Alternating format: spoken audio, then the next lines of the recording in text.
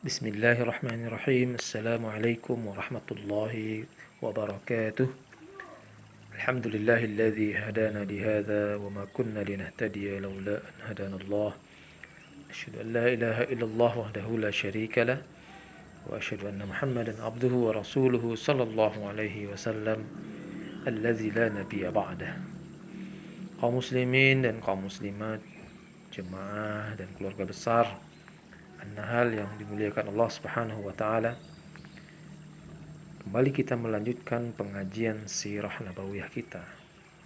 Dan pada kesempatan ini judulnya adalah perjuangan dakwah Nabi Muhammad sallallahu alaihi wasallam dari kota Madinah. Kaum muslimin yang dimuliakan Allah,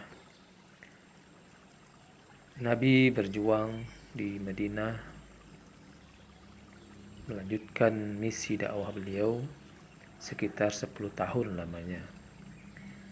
Jadi setelah Nabi berhijrah ke Madinah, atau waktu itu masih disebut dengan kota Yasrib, maka hal pertama yang dilakukan oleh Nabi adalah mengokohkan persatuan umat Islam antara Muhajirin dan Ansar dengan ikatan ukhuwah Islamiyah, atau kita sering menyebutnya dengan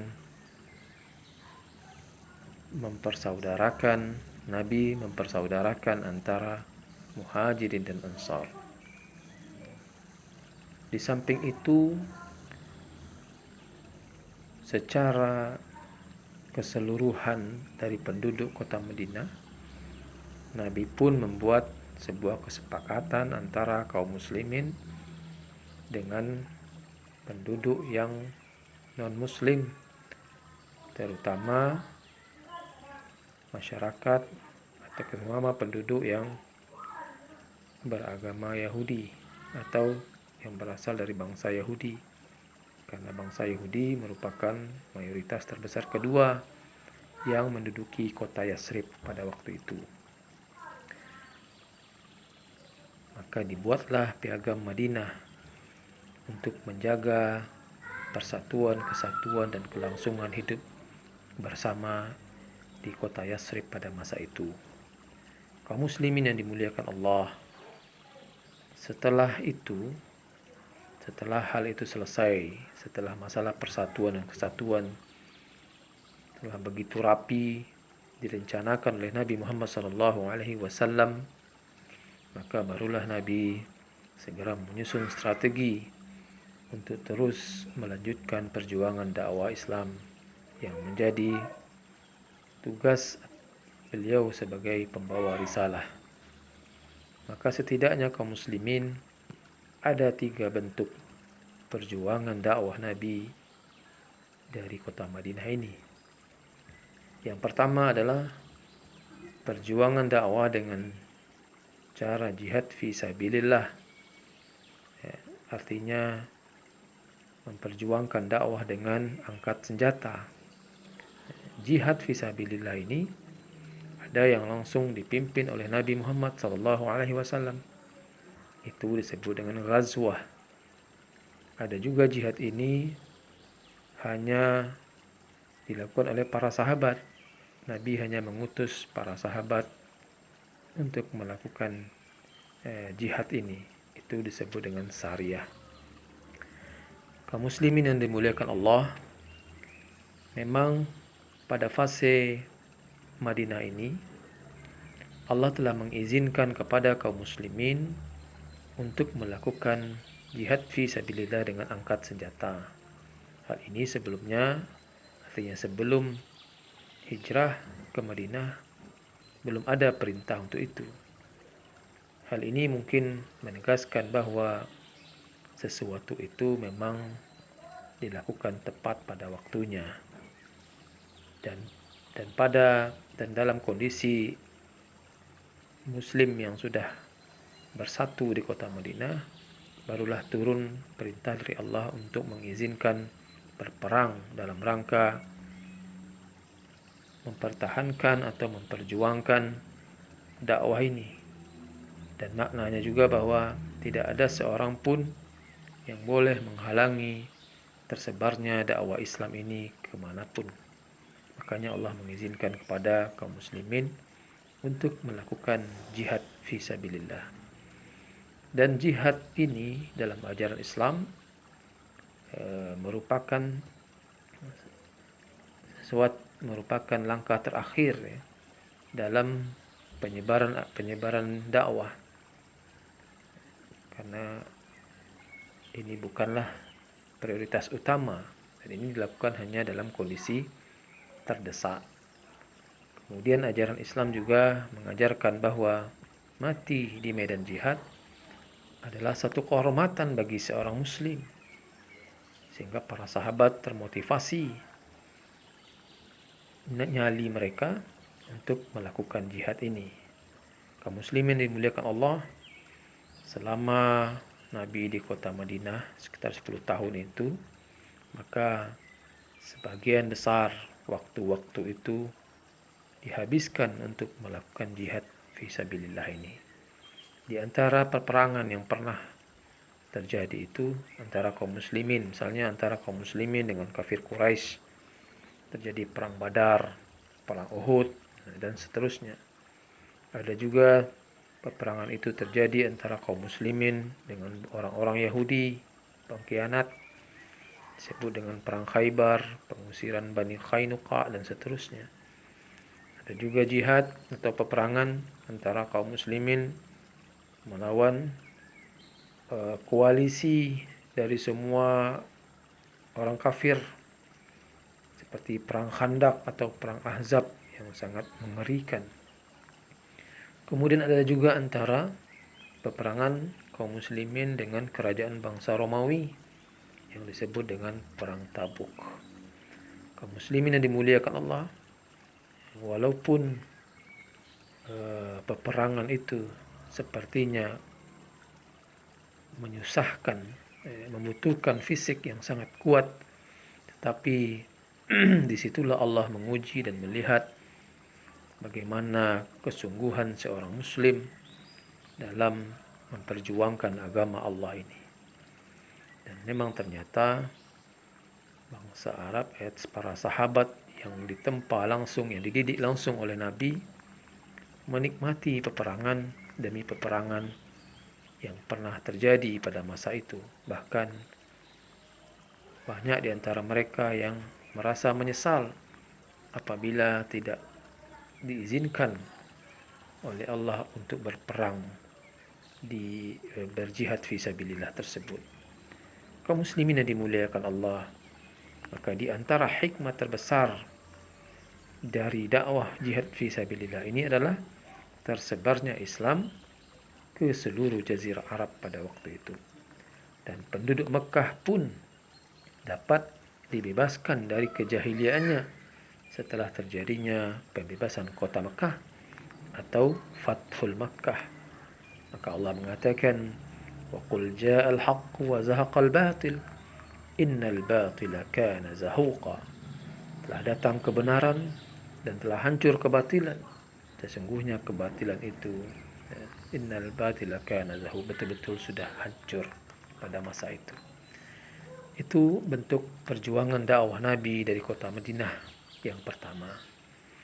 Kemudian yang kedua, bentuk perjuangan dakwah Nabi dari kota Madinah untuk menjalankan risalah Islam itu adalah menyurati penguasa-penguasa kafir yang berada di luar jazirah Arab agar mereka menerima Islam sebagai agama mereka dan agama penduduk mereka. Jadi ini dilakukan oleh Nabi dengan cara mengutus beberapa para sahabat ke beberapa penguasa-penguasa wilayah, terutama yang berada di sekitar jazirah Arab. Seperti Nabi mengutus sahabat ke Persia untuk mengatakan kepada penguasa Persia, Kisra Persia, untuk dapat menjadikan Islam sebagai agama baginya atau bagi penduduknya. Juga Rasulullah mengutus sahabatnya kepada penguasa Romawi, Herkel, juga dalam hal mengajak Raja Romawi atau penguasa Roma untuk memeluk Islam. Nabi juga mengutus sahabat ke Mesir kepada Raja Muqawqis, juga mengajak penduduk Mesir dan penguasa Mesir agar memeluk Islam sebagai agama yang akan menyelamatkan ia di dunia dan di akhirat. Dan Rasulullah juga dalam dakwah model kedua ini mengutus para sahabatnya ke negeri Ethiopia kepada Raja Negus agar Raja Negus juga mau menerima Islam sebagai agama dan mengajak penduduknya untuk juga beragama Islam. Kaum muslimin yang dimuliakan Allah, itulah bentuk perjuangan dakwah Nabi yang kedua dari kota Madinah, dengan mengajak beberapa penguasa terutama yang berada di sekitar Jazirah Arab agar semua takluk, agar semua kerajaan-kerajaan itu, penguasa-penguasa itu masuk, dapat menjadikan Islam sebagai landasan agama bagi mereka. Kaum muslimin yang dimuliakan Allah, kemudian perjuangan dakwah Nabi yang ketiga dari kota Madinah ini adalah mengokohkan penerapan ajaran Islam di tengah-tengah masyarakat, atau dalam buku sejarah sering kita sebut sebagai Nabi meletakkan landasan peradaban Islam dengan mengandung nilai-nilai ketuhanan, nilai-nilai keadilan, tidak ada kezaliman, dengan menjunjung tinggi nilai-nilai akhlak yang mulia. Jadi pada akhirnya nanti peradaban Islam itu dapat dibangun dari kota Madinah ini dengan nilai-nilai dan pedoman-pedoman dan landasan-landasan yang telah digariskan oleh Nabi Muhammad SAW untuk terus dikembangkan sampai akhir hayat, sampai hari kiamat kelak. Kaum muslimin yang dimuliakan Allah, itulah beberapa bentuk perjuangan Nabi dalam menyebarkan risalah, dalam mengemban tugas sebagai pembawa risalah Islam 10 tahun selama beliau berada di kota Madinah, yang pada intinya adalah akhirnya Nabi pun dapat menyelesaikan amanah yang diberikan oleh Allah kepada beliau dengan sempurna, ya, dengan telah menyempurnakan segala nikmat dan menyempurnakan agama dengan agama Islam kepada para sahabat dan kepada umat Islam secara keseluruhannya. Kaum muslimin yang dimuliakan Allah, maka pelajaran dan hikmah yang bisa kita ambil dari tema kita kali ini adalah yang pertama, masalah berhijrah. Berhijrah itu adalah sunnah Rasulullah Sallallahu Alaihi Wasallam. Jadi jika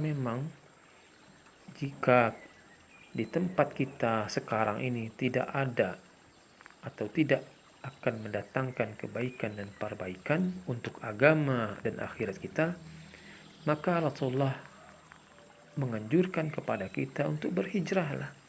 Jangan tetap menetap di tempat itu yang kita tidak bermanfaat di situ. Tidak ada perbaikan untuk agama kita dan untuk akhirat kita di satu tempat itu, maka semestinya kita lakukanlah berhijrah. Dan inilah yang dilakukan oleh Rasulullah dan para sahabatnya.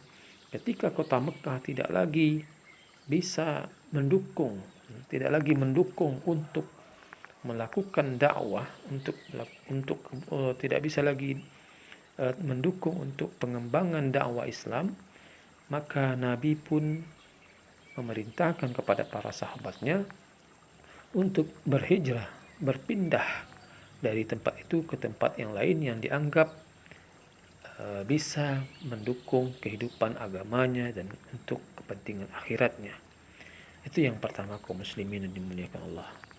Kemudian yang kedua, bahwa kita lihat di situ kepatuhan para sahabat dengan ajaran, dengan anjuran dan dengan perintah Nabi.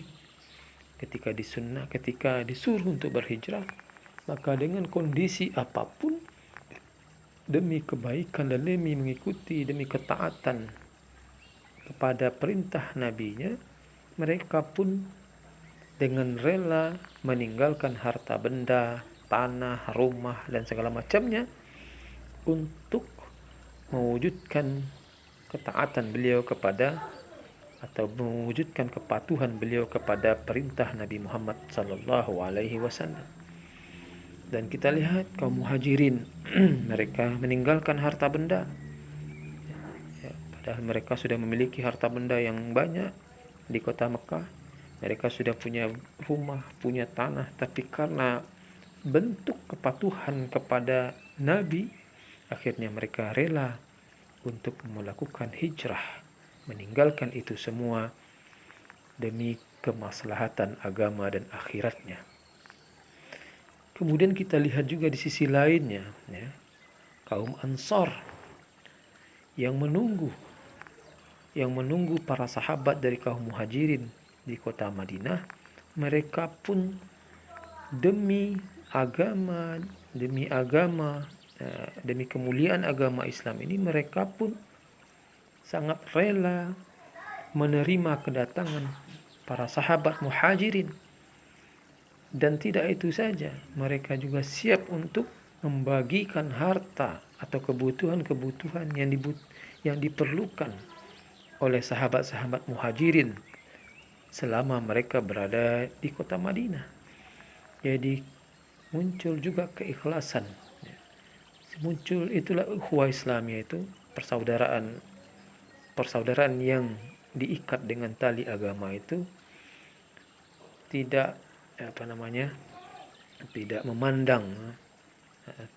memandang harta dan segala apa yang di dunia ini, segala sesuatunya, tetapi hal itu cuma amanah yang dititipkan oleh Allah, sehingga memang dengan dorongan keimanan akhirnya mereka bersedia untuk membagi, ya, atau bahkan mencukupi kebutuhan para sahabat Muhajirin sampai para sahabat kaum Muhajirin itu mampu untuk tegak sendiri di kota Madinah itu. Itulah persaudaraan Islam itu sesungguhnya.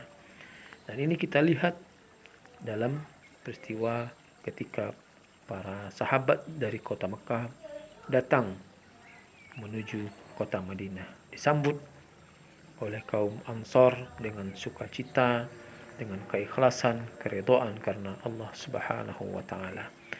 Kaum muslimin dimuliakan Allah, demikianlah pelajaran yang bisa kita ambil dari sirah nabawiyah kali ini dengan tema perjuangan dakwah Nabi dari kota Madinah. Mudah-mudahan bermanfaat untuk kita semua. Aqulu qawli hadza fastaghfirullah li wa lakum. Wassalamu alaikum warahmatullahi wabarakatuh.